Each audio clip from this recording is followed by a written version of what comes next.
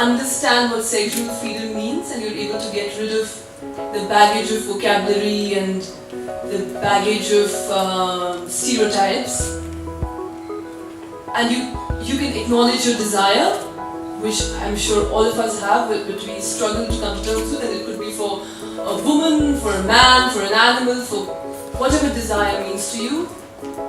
I think that has been my foremost fascination with Amrita Shergil, just understanding desire. The women who fascinated me, or I identified with them and create work on them. So I also did a play on Maharani Jind Kaur, who was the youngest queen of Maharaja Ranjit Singh, the ruler of Punjab, and all the responsibility fell on her shoulders when Maharaja Ranjit Singh died. Again, she was very beautiful, and sometimes beauty comes in the way of being looked upon as a woman of substance. And she was looked upon by the British as a slut, as an easy woman. She is held responsible by many historians, and I say that very carefully because there have been many who haven't done that, as the woman who's responsible for the demise of Punjab, because Punjab was a huge empire and we lost it when it came under her. And her 4-year-old son, Maharaja Dalip Singh, was supposed to be the king, but because he was too small, the reins were in her hands. And when I researched about her, I again just saw this really strong woman who was surrounded by conspiracy, by people who did not believe in her. But she survived it. She was thrown in prison.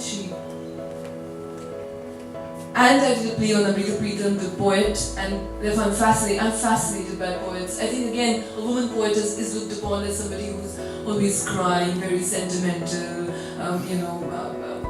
always longing for the man and Sylvia Plath, committing suicide. Exactly. But the neurotic woman is a very interesting character. Yeah. When you were talking, there was a stare I could see when you're talking about your mother, and I was thinking about my mother, at that time. It's just... I mean, our mothers are the biggest feminists that we see in our lives. And I think the power of discourse, therefore, is so important, because we talk like this, and I think of all these icons, and I think of Aphrodite, or I think of Artemis, or I think of all these Greek goddesses that we talk about. I mean, these are women that have shaped us because they've gone into our subconscious, and so why can't they come out? And why can't they come out as they were? Why do we get conditioned by popular culture, which conditions us? Because unfortunately, television is what is a huge influence. But I think it's very heartwarming to. I just felt so.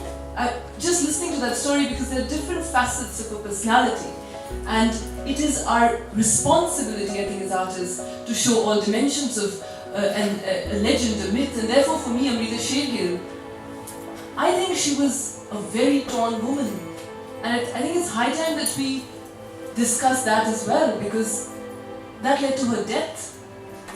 Now, how can you be sure that the man who comes in like a knife, goes into you without a foreplay, will not awaken you from a deep sleep, some blind reverie that you were not even aware you were in, and therefore will stay on in your not so expected out of the blue awakening, even if you, the no longer stranger, the no linger stranger, leaves in search of something else the next morning. I would ask Papa. Papa,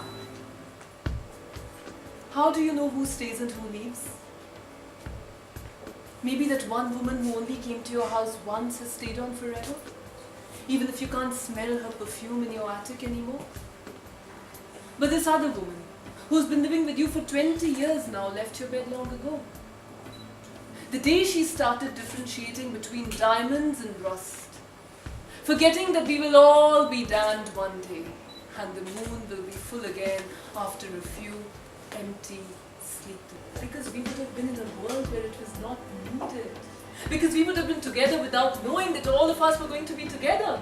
Because we would have loved each other without knowing that all of us were in need of each other's love. Because if I can love you and you can see me, then we don't really need any isms, do we?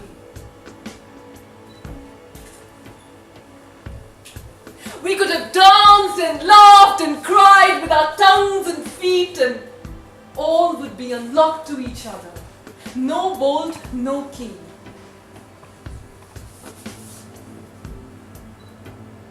Could have all lived a little bit more.